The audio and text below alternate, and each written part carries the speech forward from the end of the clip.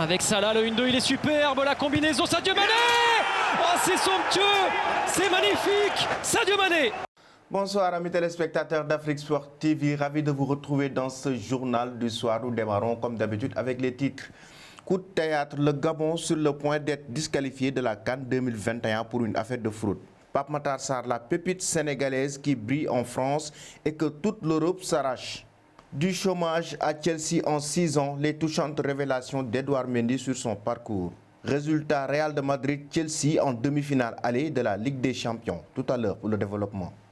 Nous démarrons cette édition avec la Coupe d'Afrique des Nations. Ayant acquis sa qualification sur le terrain, le Gabon ne peut ne pas jouer la CAN 2021 au Cameroun. La Fédération congolaise de football vient de déposer une plainte pour fraude contre la Fédération gabonaise de football. En effet, le milieu offensif des Panthères, Gaylor Kanga, né officiellement le 1er septembre 1990 à OM au Gabon, aurait fraudé selon les informations de Canal+ dans l'émission Talent d'Afrique de ce lundi. Le joueur en question est originaire de RDC et s'appelait Kiakou Kiakou. Suivons ce reportage avec Edouard Abetou. Après le dossier Sierra Leone-Bénin, la Confédération africaine de football CAF fait face à une patate chaude. Une affaire qui pourrait voir le Gabon manquer la prochaine Coupe d'Afrique des Nations CAN 2021. Ayant acquis sa qualification sur le terrain, le Gabon peut ne pas jouer la CAN 2021 au Cameroun. La Fédération congolaise de football association FECOFA vient de déposer une plainte pour fraude contre la Fédération gabonaise de football FEGAFOOT. En effet, le milieu offensif des Panthères, Gaylor Kanga, né officiellement le 1er septembre 1990 à OIM au Gabon, aurait fraudé. Selon les informations Canal+, dans l'émission Talent d'Afrique de ce lundi, le joueur en question est originaire de la RDC et s'appelle Kakou Kakou. En clair, il est né au Congo d'un père congolais et d'une mère congolaise et lors d'un des voyages au Gabon, il a changé son identité en prenant comme nom le patronyme de son père adoptif gabonais et a également modifié son âge afin de porter le maillot gabonais. La Fédération congolaise de football association a transmis les preuves de la triche à la CAF et fait appel en espérant une victoire sur tapis vert qui qualifierait les Léopards. Ce qui était une rumeur est devenu un problème. La RDC ne digère pas son élimination et veut exploiter la moindre faille dans le dossier du Gabon et je pense qu'ils avaient anticipé. Gaylor Kanga est arrivé au Gabon relativement jeune, il avait entre 17 et 19 ans. Il a joué à Mangasport, à Missile, avant d'atterrir à Mounana. Le secrétaire général de la FECOFA a été l'un des présidents de Kanga Gaylor en RDC et lui, il le connaît bien. Ce qui pose problème aujourd'hui, c'est que lors de sa naturalisation, Kanga Gaylor a écrit qu'il est né à OIM et a changé d'identité en prenant une partie du nom de son père adoptif au Gabon. La FECOFA le sait et croit qu'il y a eu fraude. C'est un dossier très poignant, très pointu et brûlant, a expliqué le journaliste gabonais Freddy Koula lors d'un live Facebook ce lundi.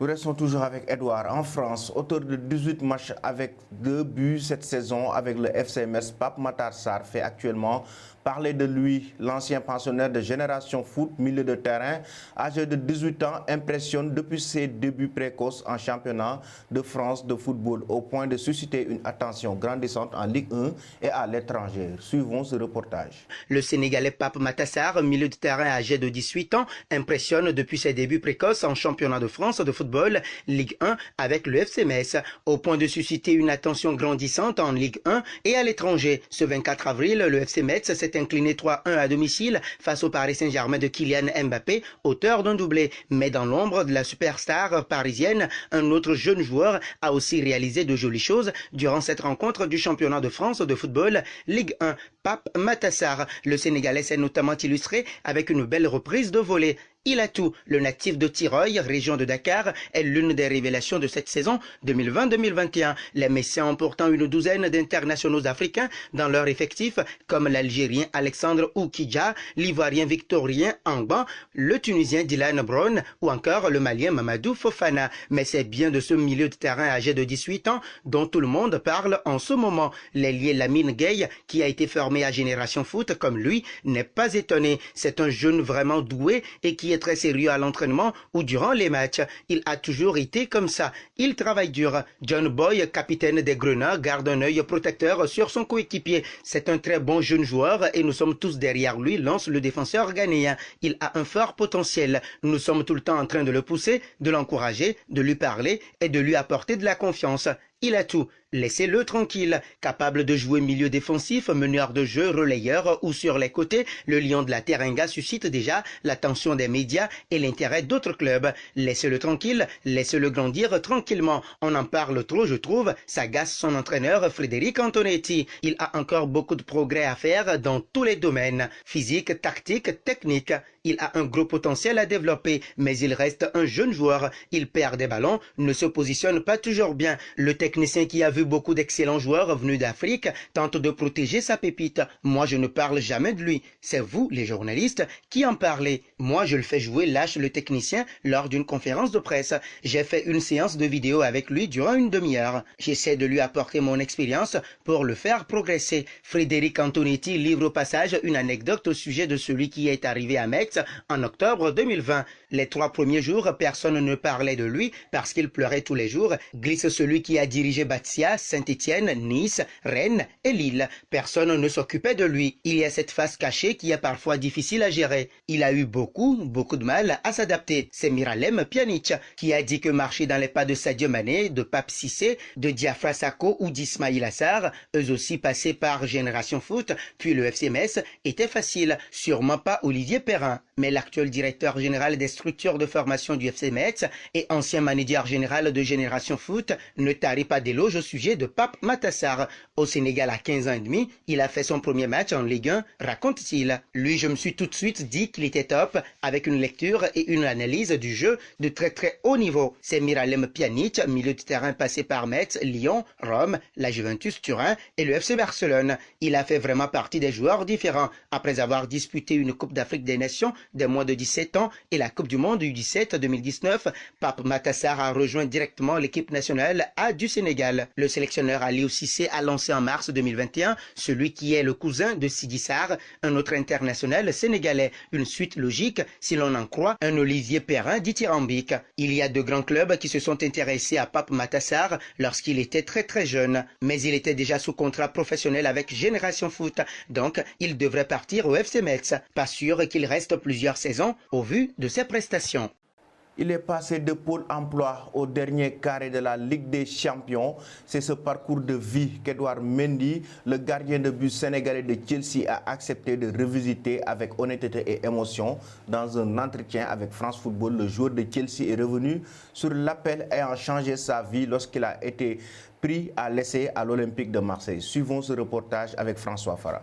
L'international sénégalais a connu une ascension fulgurante passée en quelques années de Pôle emploi à Chelsea. Ce mardi soir, Edouard Mendy va découvrir le dernier carré de la Ligue des Champions. Un accomplissement inespéré pour l'international sénégalais il y a encore quelques années. Transféré à Chelsea l'été dernier en provenance de Rennes, le portier de 29 ans était au chômage sans le moindre club en 2014 et a connu une ascension fulgurante en 6 ans. Passant du football amateur au dernier carré de la C1 en passant par la réserve de l'OM, Reims et Rennes. Dans une interview accordée à France Football, Edouard Mendy est revenu sur l'appel ayant changé sa vie lorsqu'il a été pris à l'essai à l'OM. Je venais de refuser un club de CFA qui me proposait de signer pour 900 €. En étant bientôt père de famille, c'était inconcevable. Un ami avait une boutique et cherchait quelqu'un pour la gérer. J'étais prêt à accepter. Mais Ted Lavie, avec qui il a joué à Cherbourg, m'appelle. Edou, j'ai parlé avec l'entraîneur des gardiens de la réserve de l'OM. Elle cherche quelqu'un. Tu es intéressé? Personne d'autre que mes parents ne savait que j'y allais, a expliqué le gardien de Chelsea. Je sors du vestiaire, je vois Las Diarra, Ocampos, Nkoulou. Les mecs, il y a 2 semaines, je les regardais à la télé contre la Juventus. Ça a été les 3 jours les plus stressants. Sans arrêt, mes parents me demandaient. Alors, ils t'ont appelé? Le vendredi soir, Stéphane Cazard me dit que mon essai est validé et qu'ils m'attendent lundi. Là, il y a tout le poids que je porte depuis 1 an qui part. Je rappellerai toute ma vie de cet appel. Ma mère avait retenu ses larmes pendant 1 an, elle a tout lâché. J'ai revu des sourires sur le visage, cela faisait trop du bien, a ajouté Edouard Mendy. L'international sénégalais a évoqué ses jeunes années et ses galères. Au centre de formation de Havre, quand on me dit qu'ils vont avoir d'autres gardiens et que je ne jouerai pas, c'est une première claque qui fait mal. Je suis au centre depuis 1 an. C'est le club de ma vie où j'ai envie de réussir. Je suis une fierté pour ma famille, mon quartier, tout le monde suit ça. Quand on on entre au centre de formation, on se projette jusqu'au U18 CFA Pro. Et là, en U16, c'est déjà terminé et je vais devoir retourner jouer dans les équipes de quartier. C'est une double gifle que je prends. Le jour où on me l'annonce, je rentre. Mon père et ma mère sont dégoûtés pour moi. Il n'y a pas pire sensation que celle de rendre triste ses parents. Et là, leur visage, je me suis dit, c'est pas possible. Je vais remettre un sourire dessus en réussissant. Même si ce n'est pas ici, je réussirai ailleurs, c'est sûr. C'est la vraie vie. Plus de club, pas de travail. Qu'est-ce que tu fais maintenant? Ma mère me dit, tu n'as pas d'argent, mais tu as travaillé, donc tu as droit au chômage. Je ne sais pas comment on fait. Ma famille me montre, m'aide. J'ai rendez-vous à Pôle emploi. Tu arrives, tu fais la queue. Des mecs gueulent au comptoir. Des gens se plaignent de l'attente. Quand c'est ton tour, le conseiller fait au mieux, mais aussi au plus vite, car derrière, il en a encore 50, a indiqué le gardien de Chelsea. Ton cas est un parmi d'autres. Il ne va pas prêter plus attention au sien. Tu es dans le système. Je fais mon entretien, il me dit, vous cherchez quoi? Un club parce que je suis joueur de foot. Ah, mais on ne peut pas vous aider nous. En gros, il me dit que je dois penser à autre chose. Et quand un mec que tu ne connais pas, tu dis ça, ça cogite. Je me dis, ça y est, le foot que j'espérais atteindre, faut faire une croix dessus. Le mec, ce qu'il me renvoie, c'est ça, a ajouté Edouard Mendy. Aujourd'hui, Edouard Mendy multiplie les clean sheets et il en est fier. Je sais que j'ai participé à beaucoup de clean sheets, mais je ne les compte pas parce que ce n'est pas quelque chose que je m'approprie. Le gardien a son importance comme les gars devant et à la conclusion de l'action. À la fin, c'est moi qui dois faire les arrêts. Oui, mais devant moi, il y a 10 joueurs qui bougent et compliquent la tâche de l'adversaire. C'est une performance d'équipe et pas une chose que je peux m'approprier seul. Merci Edouard. Le Real Madrid et Chelsea s'affrontaient pour la première fois de leur histoire en Ligue des Champions ce mardi en demi-finale. Allez, comme depuis le début de la saison, les merengues recevaient leurs nouveaux visiteurs dans un match fou sur le terrain de centre d'entraînement Di Stefano, le temps des travaux du Santiago Bernabéu. Suivons le résumé de la rencontre avec Edouard Betou. Dans une rencontre plutôt fermée, le Real Madrid et Chelsea n'ont pas pu se départager dans le cadre du match aller des demi-finales de la Ligue des Champions 1-1. Petit avantage pour les Blues de Tuchel avec ce but inscrit à l'extérieur. Dès les premières minutes, les débats étaient rapidement à l'avantage des Londoniens qui profitaient des espaces laissés par les Madrilènes. Et sur rencontre, les Blues se procuraient la première occasion de la partie avec un arrêt à bout portant de Courtois devant Werner. En confiance, Chelsea insistait et Pulisic sur une belle ouverture de Rudiger éliminait Courtois avant de marquer devant une défense apathique des Espagnols. Les Blues continuaient d'étouffer la Casablanca, mais ne réussissaient pas à faire le break. Et comme souvent, Benzema parvenait à relancer son équipe avec un superbe enchaînement, contrôle de la tête et volée. En seconde mi-temps, le rythme est retombé d'un cran et l'on assistait à de grandes phases de possession sans vraiment d'occasion, très dangereuses. Plus aucun but ne sera marqué et le choc débouche sur un nul 1-1 qui arrange dans une moindre mesure les Anglais. Merci Edouard pour ce résumé. Avant de vous quitter, je vous pose la question du jour. Comment vous avez trouvé ce match entre le Real Madrid et Chelsea? Les deux se sont affrontés pour les demi-finales aller de la Ligue des Champions. Selon vous, quelle est l'équipe qui va se qualifier en finale entre ces deux clubs de Ligue des Champions? Merci et bonne soirée.